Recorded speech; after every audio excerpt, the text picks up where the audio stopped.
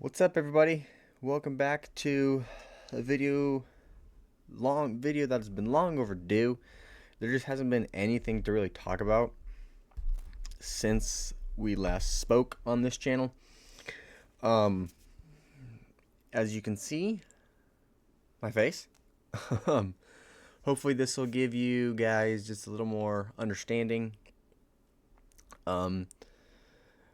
Especially as we go deeper into this year, as we creep closer and closer to the severe weather months, not just for the Midwest, but for the Deep South and Dixie Alley. Their severe weather season is starting it's starting up again, right?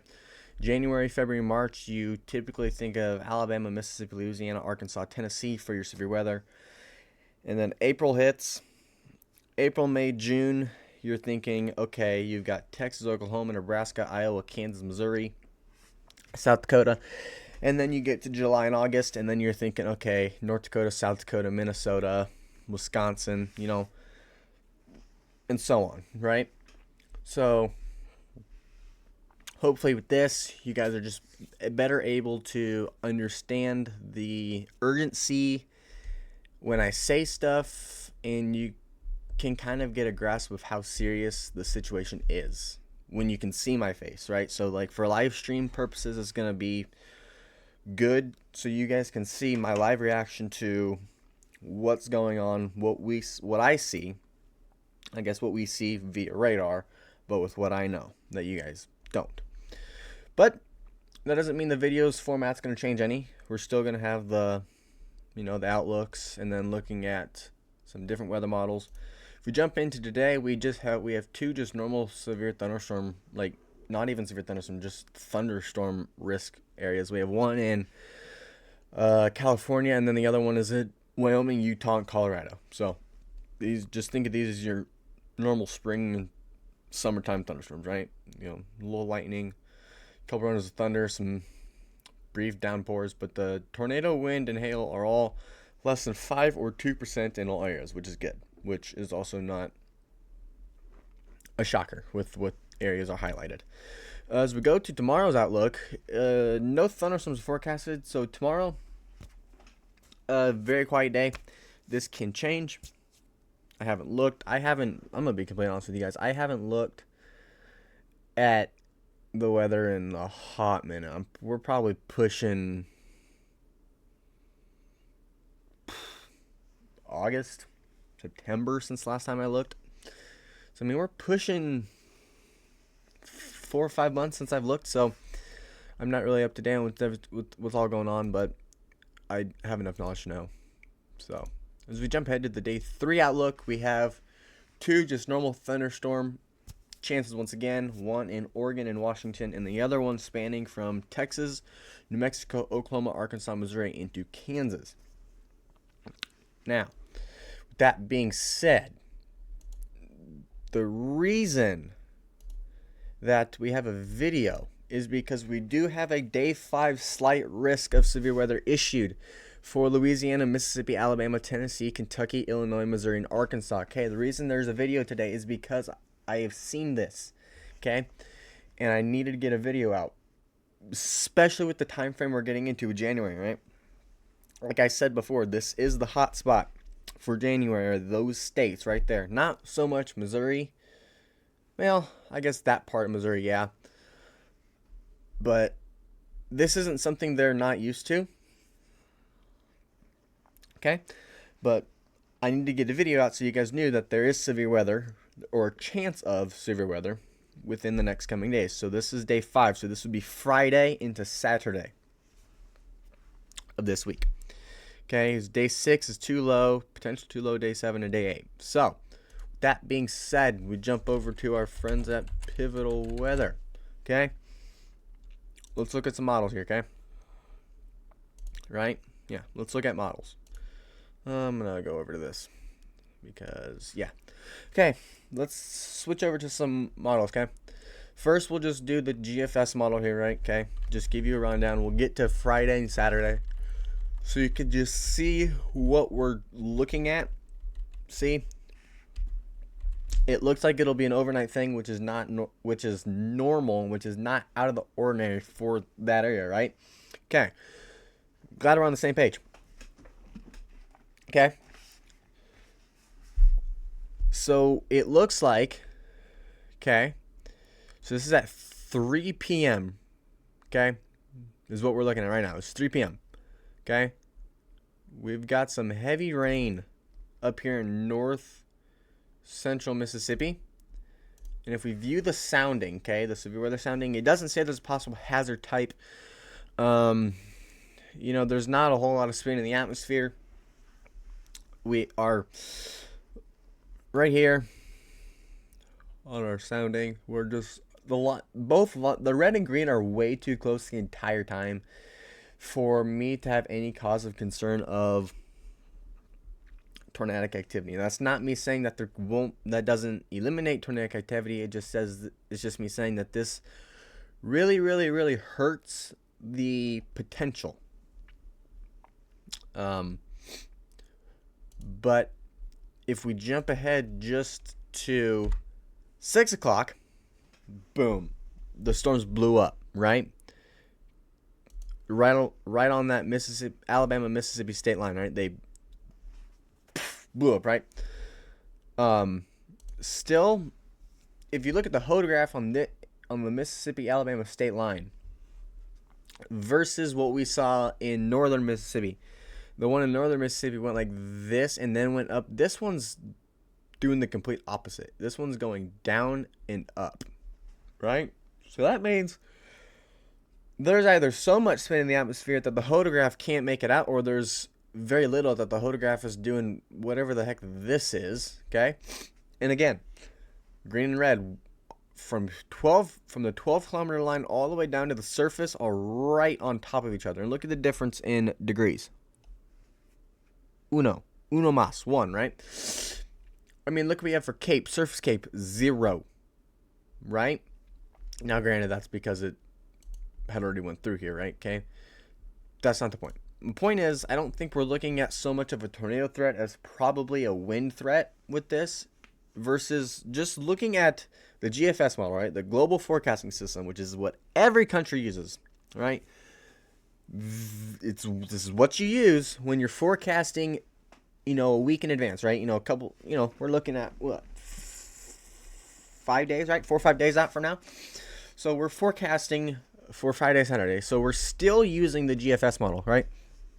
Now, come Wednesday, we'll start honing in on some more time specific, like every hour specific models, okay? We don't have the ability to do that right now because of how far the system is, right? Okay. But if we look at, in terms of severe weather, if we go to the supercell composite, which shows where the best ingredients are for a supercell to form, and if it were to form, that's where it would have the highest possibility of strengthening and becoming tornadic, you know? Okay. So if we go, okay, so this, we need to back up a little bit, okay? Okay, so right, we're at Friday at 3. Okay, this is what we looked at with the GFS model. Okay, this exact time, Friday at 3. Okay, we go down here is where we have our highest. It's a 4. Okay, see, possible hazard type is tornado. Okay, that's if we have a discrete to semi-discrete system where we have a couple cells that can stay by themselves and interact with the atmosphere that can form into supercells. Now, I'm not saying they're going to. Like I said, we're still too far out for me to say specifics on if they're going to or if they're not, right? But that's what this is saying is if a cell can get in that environment by itself uninterrupted, it has the potential, okay? There is spin in the atmosphere, okay? Just enough. Yes, the red and green are right next to each other, but they break apart around that 6 kilometer mark, and then they stay apart, and then we do have a 5-degree difference between them. Okay, we do have good CAPE values. Okay, we have good CAPE values, and we have low SIN or cap inhibition, right? So high CAPE and low SIN H Um, it's like adding. It's not like adding gasoline to fire because that makes it explode. Ridiculous. Having that Kate value and that Sin H value, it's it's just like when fire gets more oxygen, right? Because everybody knows fire needs oxygen to grow. Okay, it doesn't grow fast, but it grows. That's basically what that is. Okay. Now, if we just keep looking at this composite throughout until we can't go any further. Okay, that's all there is for cause of concern for that. Is Friday, Saturday, and then it's done. Okay?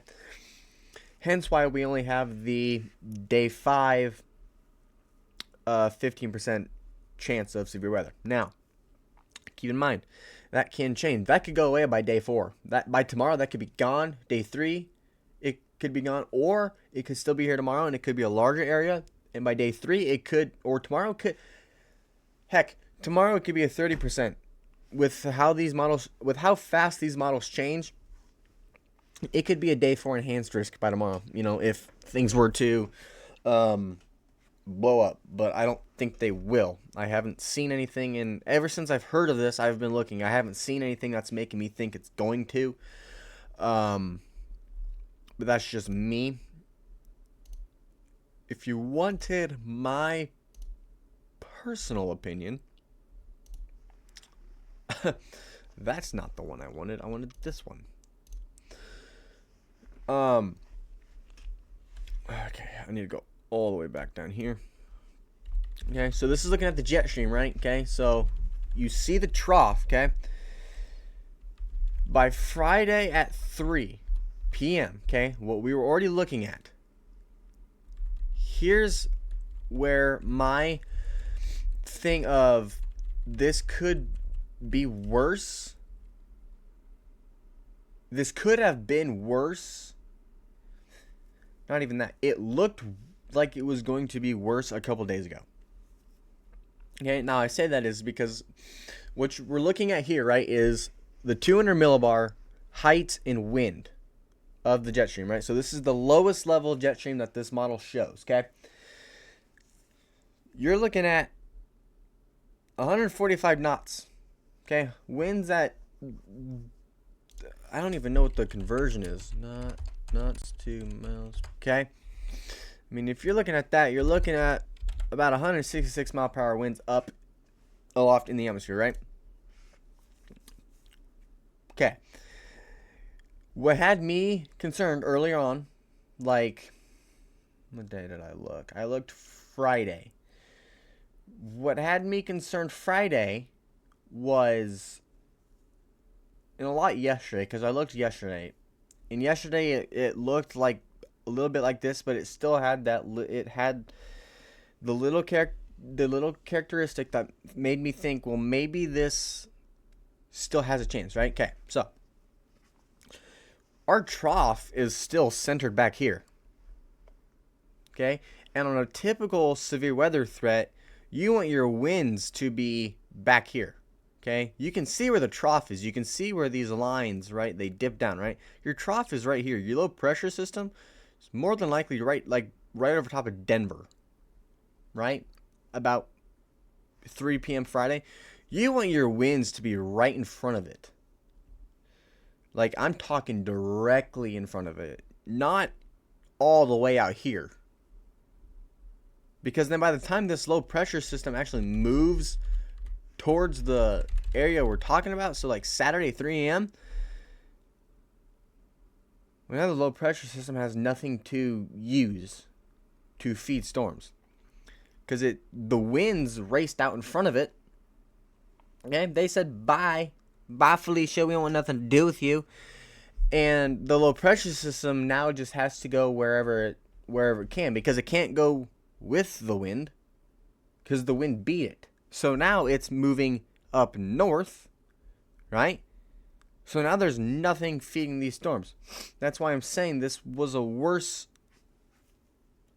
situation. Now, I'm not saying that as in it was like, oh, it was a horrible like tornado break. No, I'm just saying the possibilities of tornadoes would have been higher had the winds not been pushed out so far in front of the low pressure system. Okay, I'm not saying that this is going to hold up. This could change, and the winds could go back to being right in front of it, which would boost the severe weather potential.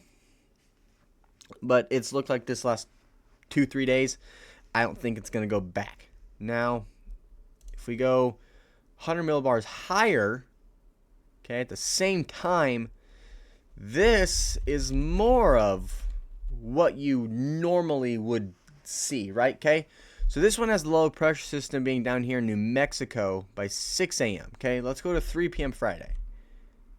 Okay, so 3 p.m. Friday, it has the low pressure system being in Kansas. Okay, but the winds are right on the front edge of it, right here. Okay, but the strongest winds are not in that severe weather risk, which is another reason why I don't think the tornado threat is going to be as high, and it's going to be more of a windbag threat, right? I think it's going to be more linear, a more linear system, due to the fact that the strongest of the winds are north of the risk area, and they're out in front. But each time we go higher up in the atmosphere, it changes, right? Everybody knows the higher up in the atmosphere you go, the colder it gets, the windier it gets, right? So that's why even 100 millibars higher, right? 100 millibars of just pressure, right, can make that much of a difference. Okay? Now, if we went and we looked at, let's see, is it under weather dynamics? Is that where we get? No. Somewhere there's we can see the front.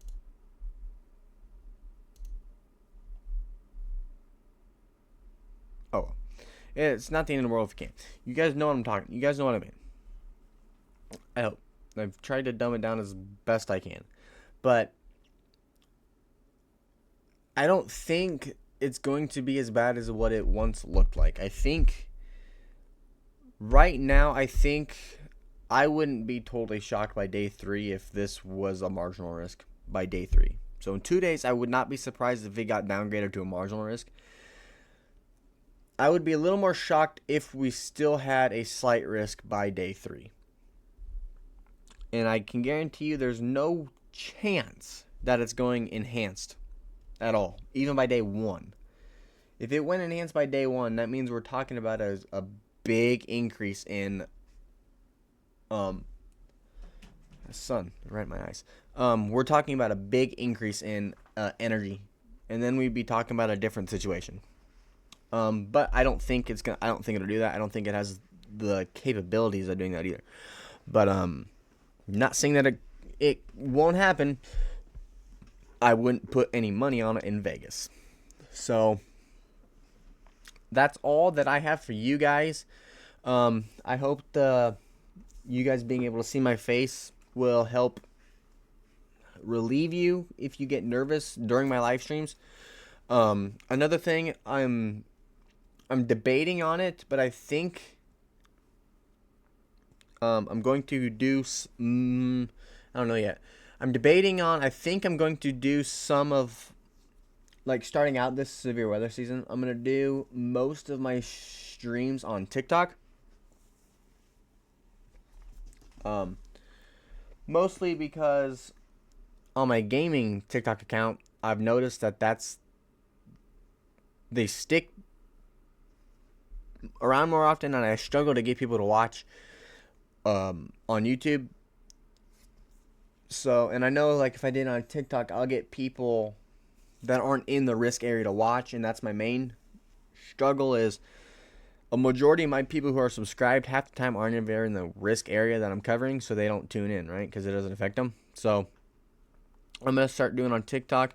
Don't worry, that won't be all the time thing. It's just to test the waters on how it works. And I might even do both. I might stream on both TikTok and YouTube at the same time and just see which one does better, and then go from there. But like I said, I have nothing else for you guys. So I hope you guys enjoyed this video. I hope you guys enjoyed the new look. I know, new year, new adventures, new hopes, new goals for the channel. Hopefully, let's try to hit 100 subscribers by the end of the month. I think that's reasonable. We're at 71 right now, so we need 29 more. It's not impossible, but we just gotta push people to subscribe to the channel and keep them here. So that's all I have for you. Make sure to like the video if you enjoyed it. Comment down below. If you're ready for this severe weather season, whether that's ready as in you're ready because you love it, or you're ready as in you're preparing for the worst. Okay, let me know. Like I always say, don't be scared, be prepared. And I will see you all in the next video. Maybe. Goodbye.